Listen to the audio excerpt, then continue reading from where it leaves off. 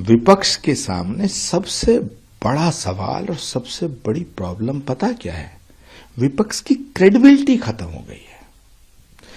विपक्ष अगर सच भी बोलता है तो देश की जनता उस पर यकीन करने को तैयार नहीं है, क्योंकि इनकी हरकतें ऐसी हैं।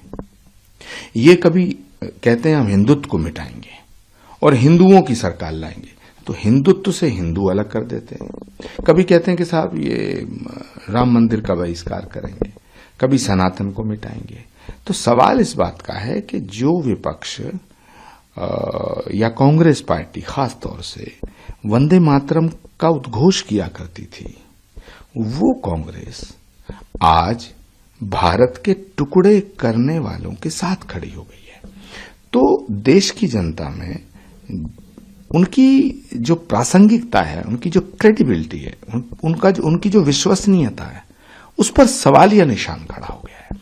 दूसरा, पंजाब में कांग्रेस पार्टी और आम आदमी एक दूसरे को गाली देंगे और दिल्ली में हम एक हो जाएंगे।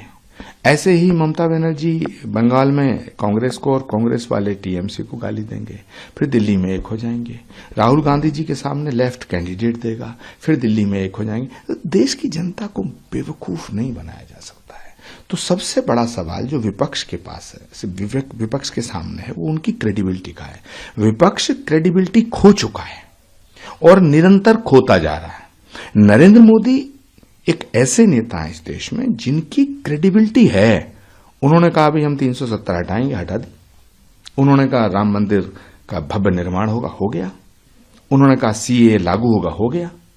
अब वो कह रहे हैं हम यूसीसी लाएंगे, तो मुझे लगता है ला देंगे। तो देश की जनता नरेंद्र मोदी की बात पर विश्वास करती है और विपक्ष सारा इकट्ठा होकर भी उनकी बातों पर विश्वास नहीं करते हैं। और एक बात और मैं बताऊं, जहां राहुल गांधी हैं वहां क्रेडिबिलिटी हो ही नहीं सकती।